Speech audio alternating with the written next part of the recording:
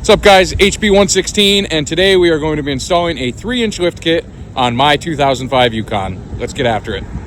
Now we're going to take some initial measurements just to see where we're starting off at. From the floor to the underside of the fender is about 37.5 inches for the front. And for the rear, we are just at about 37.75 inches. Now, mind you, I already had the torsion keys cranked on the front of this, so we'll see how much we get.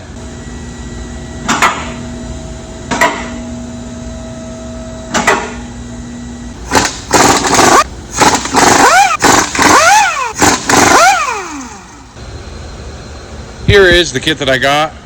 Got it off eBay. It was $71. Comes with ABS rear coil spacers, the new index torsion keys, as well as front shock extenders. They do sell kits for about $20 more that come with rear shock extenders as well, but I'm planning on upgrading the shocks on this here pretty soon. So this kit was $71 shipped with tax, so I'll go ahead and link that in the description. And then one other thing you're going to need is a torsion unloader tool. So this is a torsion key unloader tool. Just goes up on the frame. We'll show you how to use it here in just a minute. First thing I'm going to do underneath here is I'm going to unload these torsion keys. Again, I already had them maxed out, so we're just going to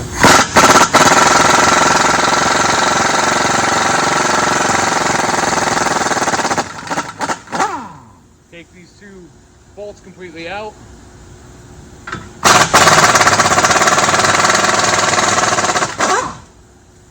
Got those out.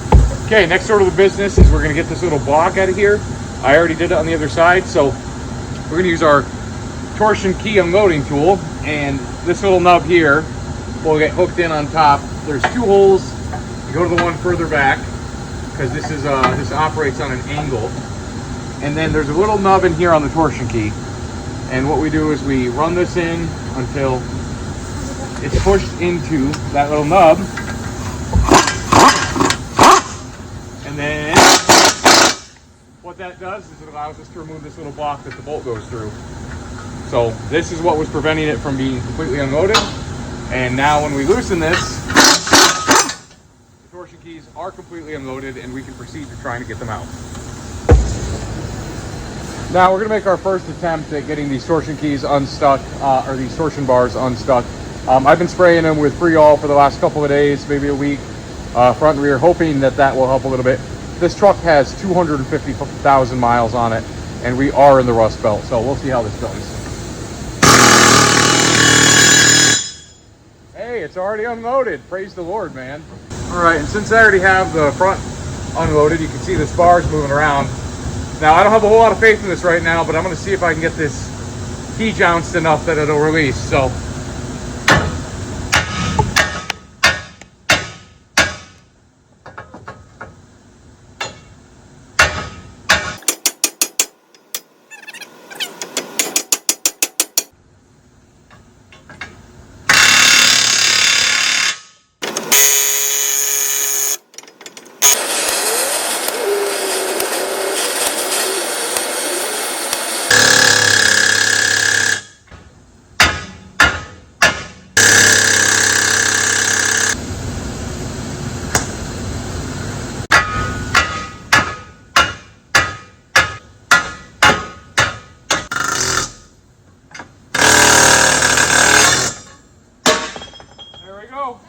okay, now we got the torsion bar loose.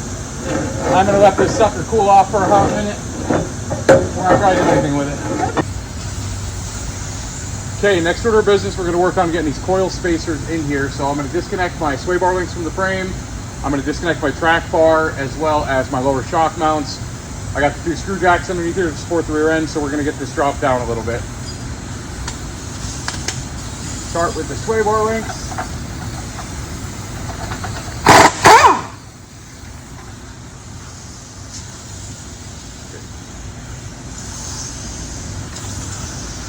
Then we're going to go to the lower shock mounts. Handing tools to my boy.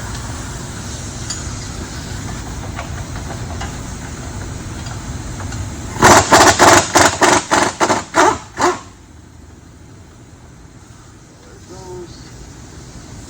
And I'm also going to remove this track bar while I'm here.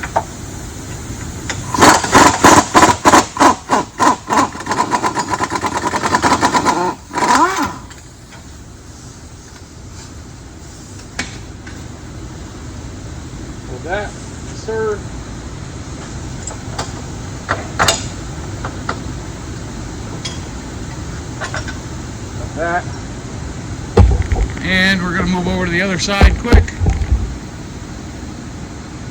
And then, can you be ready with that 18 for me, bud?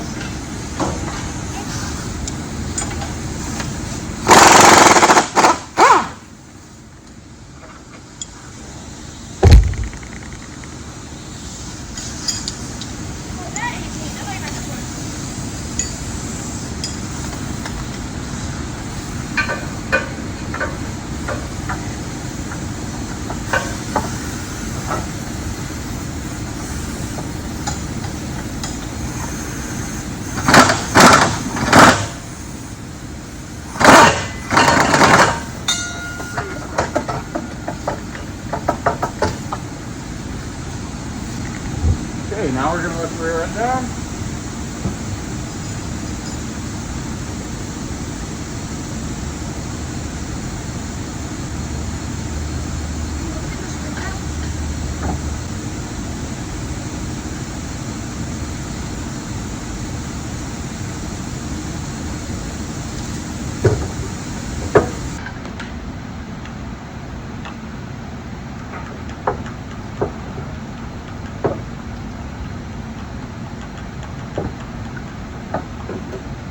See what it is? Let's see if this old girl, we might want to put insulator in there.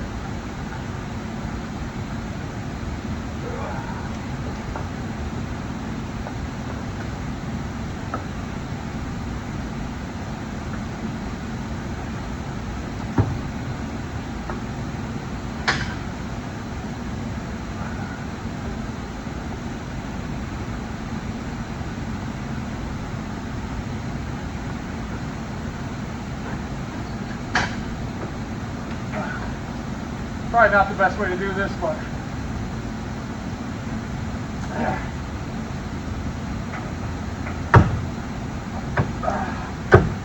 there we go. I'll give you a sledge. There we go. So ran into a little bit of a problem installing the rear springs. As you can see, this one is broken. And with it not coiling around enough, I fear it would have kicked out one of the times I hit a bump. So called up my local Sturdy Pants, my local auto parts store, and for 90 bucks I got a brand new pair of Moog springs. So easy as that. Okay, now new springs and spacers are in. I did leave the insulator down on the axle so that it wasn't ABS to axle. Instead I have ABS to spring. I probably should have gotten another set of or spring insulators. I might do that. So one thing I did have to do, because I could not for the life of me get this rear end to drop down far enough, was disconnect these lower control arms, because as you can see, there's a little tab here, and that was preventing the axle from dropping far enough. So, and I also loosened the upper control arm bolts, just so that way everything could settle without doing any damage to the bushings. But now that I got that in, we're gonna go ahead and start putting everything back together. Stand by.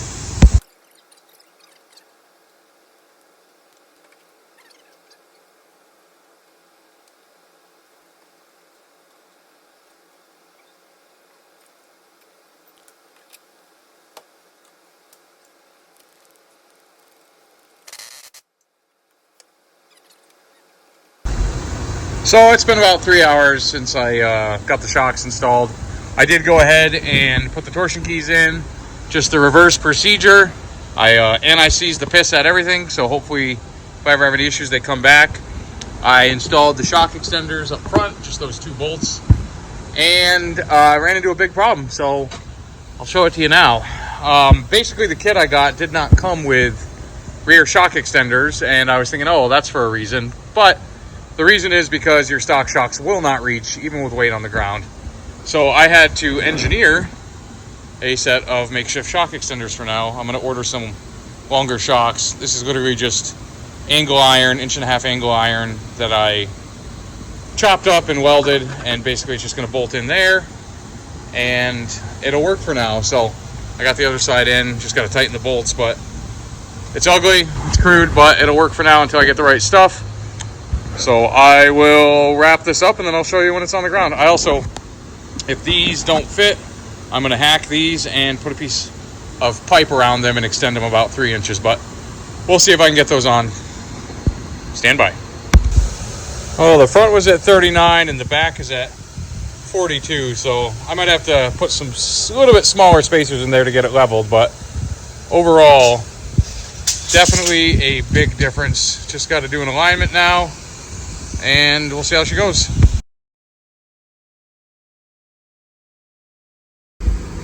One thing I'm going to strongly recommend, this kit, the spacers were actually 2.5 inches from top to bottom, not including the centering ring. But anyway, it's been about a week that I've had them in there, and as you can see, I decided to cut them down by 1 inch because the back end of the Yukon was sitting significantly higher than the front. You could see the frame angle, it just didn't look good. So if you do buy this exact kit that I linked, I would recommend that you cut them down by 1 inch before you put them in.